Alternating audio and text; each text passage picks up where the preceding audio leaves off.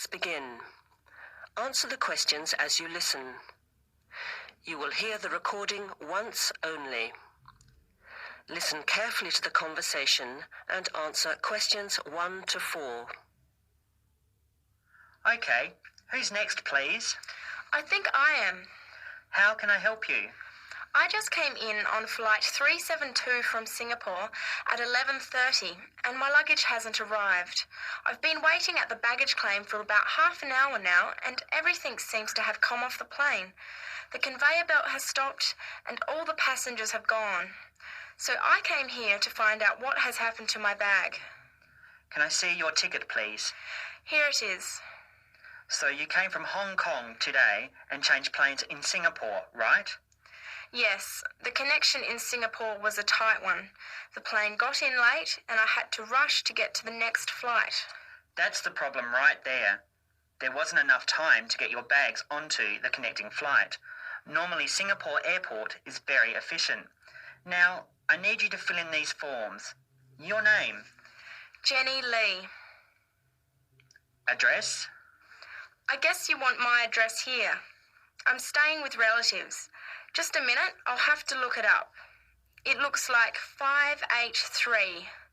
No, it's 533 East 67th Street in Riverside.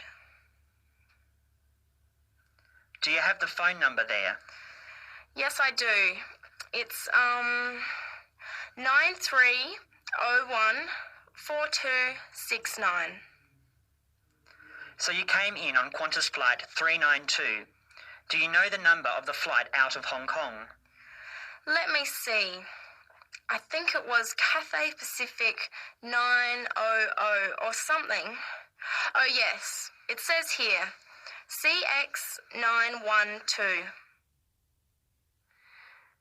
Before you hear the rest of the conversation, you have some time to look at questions 5 to 10.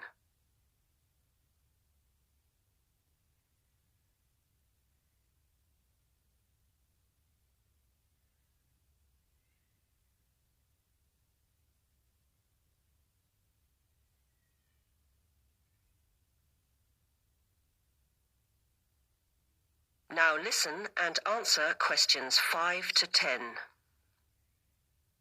Right. Now, I need a description of the luggage. How many pieces did you check in? Just one. Can you describe it for me? Here is a picture to help you. Okay. It's a big bag, like this one. Rectangular. Not hard shell, but soft covered. And it has a zipper around the front. Is it black? No, sort of a grey colour. Any identification? Just a tag with my name on it. Any other features? Well, it has wheels and a retractable handle on the end, so you can pull it, as well as the handle in the middle. Okay, that's fine. Now, if your bag missed the connection, I'm sure it'll be put on the next flight. I'll email Singapore as soon as I finish here. The next flight comes in at 17:50.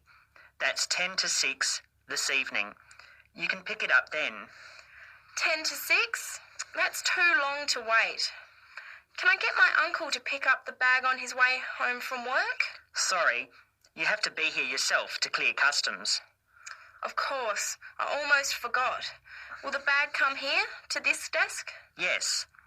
You pick it up here, then take it over to the customs area. By the way, don't forget to bring your passport. You will also need to have the key, plus your ticket, with a baggage claim number on it. Oh, okay. Guess I'll have to come back tomorrow then. It's lucky I packed everything I need for now in my carry-on bag. Yes, that's always a good idea. Be prepared. That is the end of part 1. You now have half a minute to check your answers.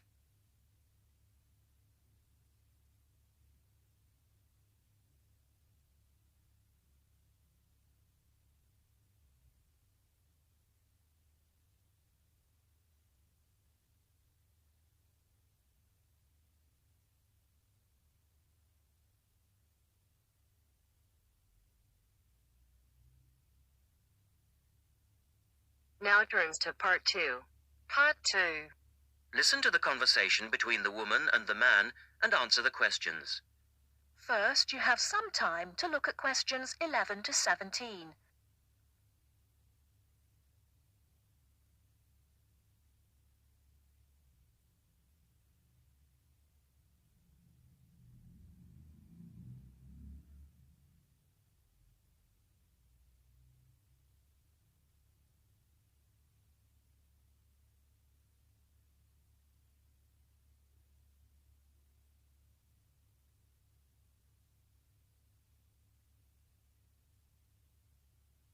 Now, listen carefully and answer questions 11 to 17.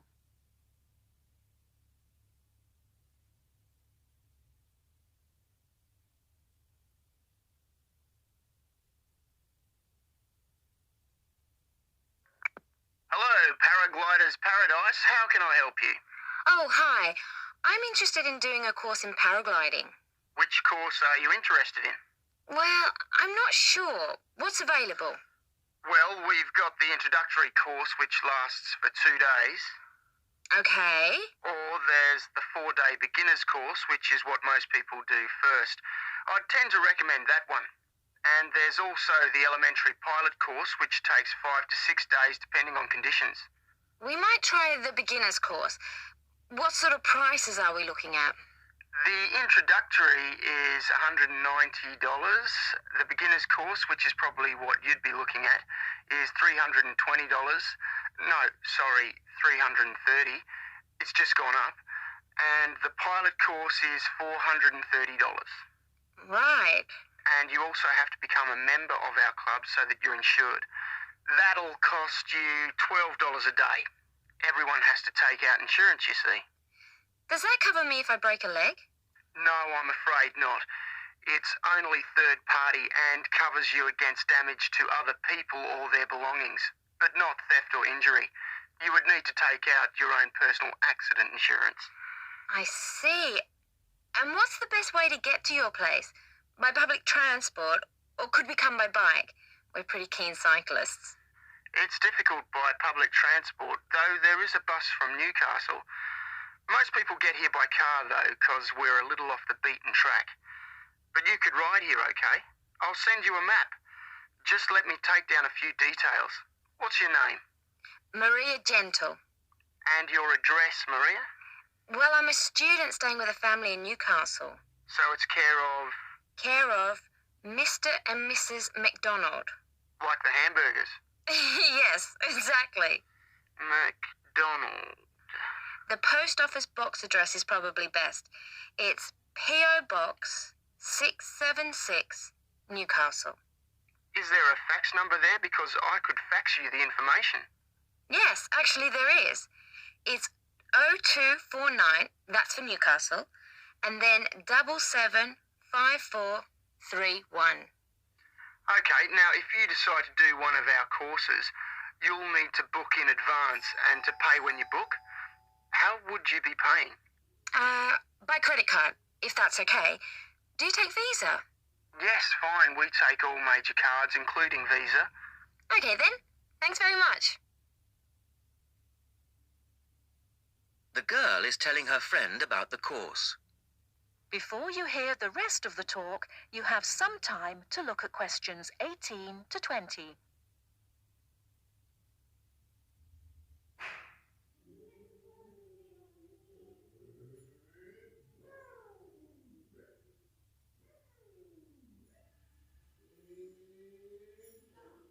Now listen and answer questions 18 to 20.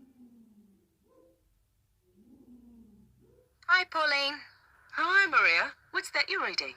Just some information from a paragliding school. It looks really good fun. Do you fancy a go at paragliding? Sure. Do you have to buy lots of equipment and stuff? Not really. The school provides the equipment, but we'd have to take a few things along. Such as? Well, it says here, clothes, wear stout boots, so no sneakers or sandals, I suppose, and clothes suitable for an active day in the hills. Preferably a long-sleeve t-shirt. That's probably in case you land in the stinging nettles. It also says we should bring a packed lunch. We do not recommend soft drinks or flasks of coffee. Water is really the best thing to drink. We need to bring suntan lotion and something to protect your head from the sun. Okay, that sounds reasonable. And where would we stay? Well, look, they seem to operate a campsite too, because it says here that it's only $10 a day to pitch a tent. That'd be fine, wouldn't it? And that way we'd save quite a bit, because even a cheap hotel would cost money. Or perhaps we could stay in a bed and breakfast nearby. It gives a couple of names here we could ring. I think I might prefer that. Hotels and youth hostels would all be miles away from the farm, and I don't fancy a caravan. No, I agree. But let's take a tent and pray for good weather. Okay, let's do it. What about next weekend? No, I can't. I'm going on a geography field trip. And then it's the weekend before the exams, and I really do need to study. Okay then, let's make it the one after the exams. Fine. We'll need a break by then. Can you ring and let me know if you can find out something? That is the end of part 2. You now have half a minute to check your answers.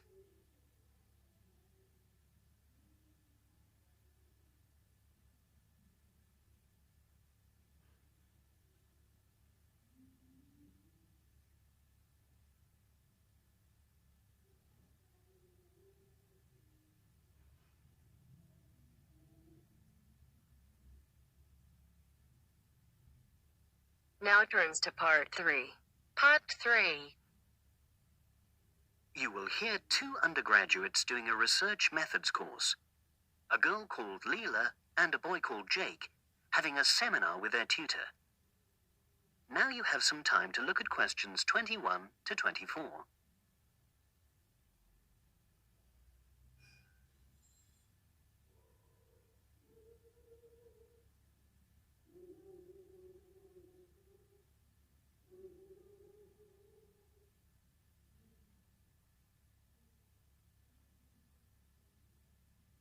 Now listen and answer questions 21 to 24. So the task I gave you both was to choose an article about a small-scale research project. Yes. You were then required to try to reproduce the research procedures in your own context, i.e. try it out for yourselves. Yeah, and that's what we've done. Great. So I'd like you to tell me a bit about the article and why you chose it. Well, the article's written by 2 university lecturers who had started using crosswords to help their students revise terminology for exams. And the crosswords were designed and set on computers. And we selected the article because, well, it seemed an accessible topic, even though we weren't familiar with the technique. You know, using IT to design crosswords for higher education. That's a good reason. So these lecturers wanted to see how well this innovation was received by their students. Yes. So how did you go about reproducing the research? Well, we drew up a list of terms from one of our own modules and designed a crossword for revising these terms. Then we asked our classmates to try out the crossword and give us feedback, their opinions on how they felt about using the technique. Was it easy to find participants? It wasn't easy at first, but then we convinced them that by taking part in the research, they were actually benefiting themselves by preparing for an exam, which is coming up later this term. And it worked. Good.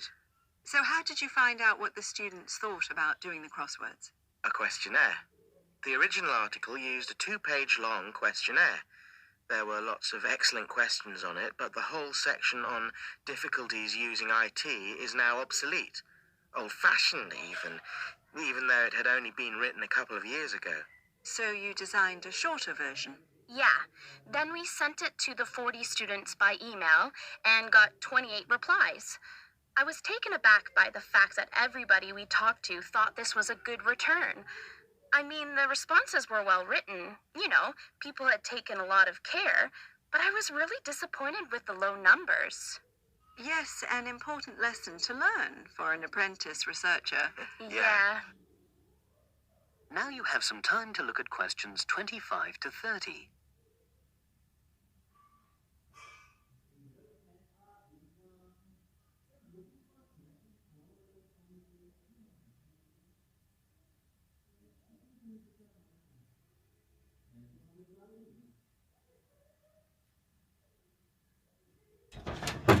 Now listen and answer questions 25 to 30. So, what results did you get? Well, basically, the responses were extremely positive.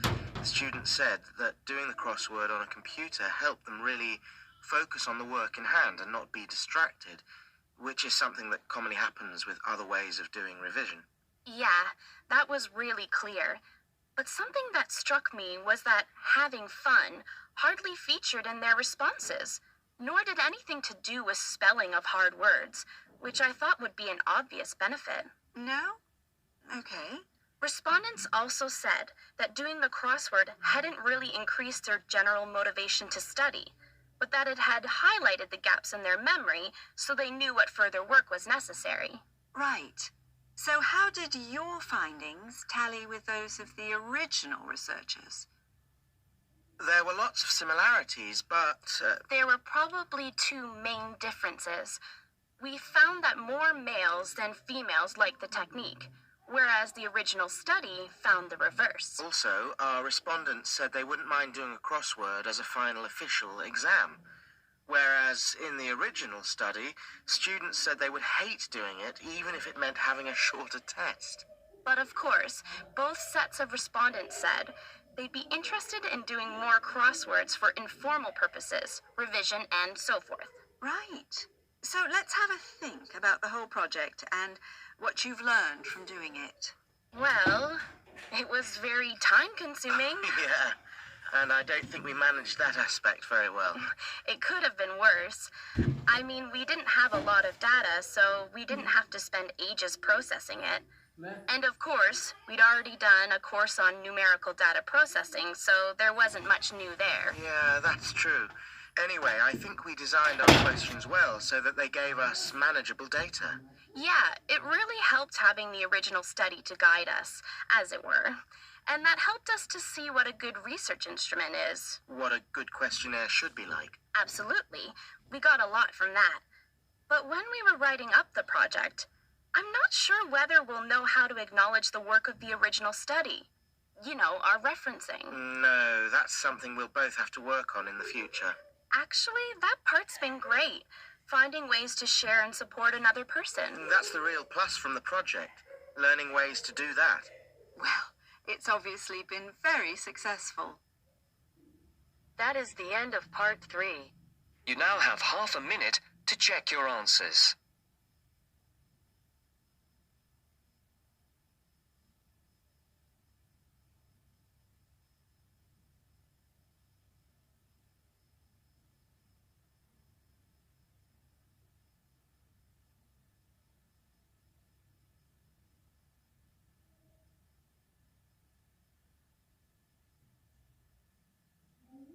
Now turns to part 4. Part 4. Section, you will hear an introductory lecture to a course on Southeast Asia. First, you have some time to look at questions 31 to 40.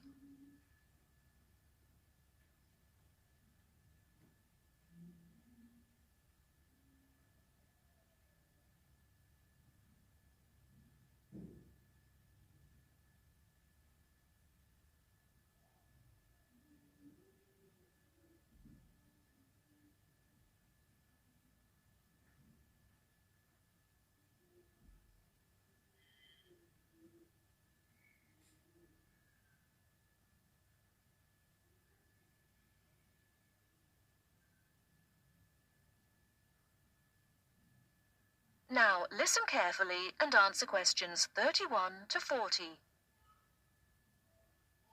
My name is Paul Stange. I'm coordinator of this course. It's called Southeast Asian Traditions. I'm also the author of the study guide and the course reader, and you should have those in front of you. As well as these, you'll need 2 textbooks for the course. There's the one by Osborne, and there's another by Legg. I'll talk a bit more about the reading materials in a moment. Now, if you haven't got these materials, you can buy the textbooks at the university bookshop, and you can collect the study guide and the course reader from me on your way out of the lecture.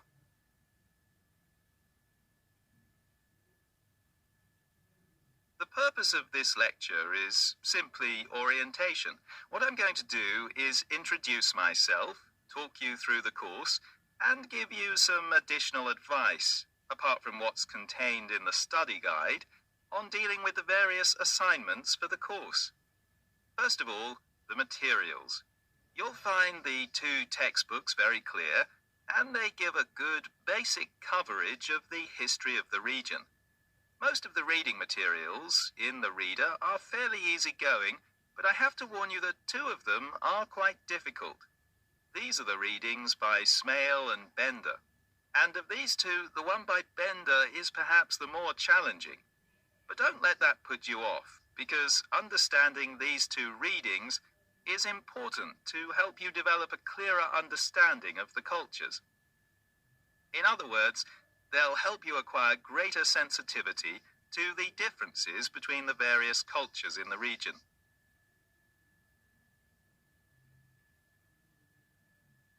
Now, the course itself. The course has multiple aims. It's primarily a history course, but it's not only a history course. It is, in most respects, a cultural history course focusing on Southeast Asia. Nevertheless, the course is, as you'll see from the materials, an introduction to the Southeast Asian Studies component of the Asian Studies program. In looking at the cultural history of Southeast Asia, there are two major influences to be considered, the Chinese and the Indian. It's important not to forget the extensive influence that these two countries have had in the region. China has been trading throughout the region since at least the 6th century, so many of its cultural and social traditions have influenced the countries in the area, and religious practices from India have helped form today's culture. So we'll be looking for the links and the connections between traditional patterns and today's developments in the region. I think you can now begin to see how these past influences might form a background for the present-day social practices. And in the same way, this course will form a basis or background for second and third year courses, with their focus on the modern period, and in particular, the economic and political situation of the region. So, that's the outline of the course. I'd like to go on now to look at what you have to do, your assignments and so on. That is the end of part 4. You now have half a minute to check your answers.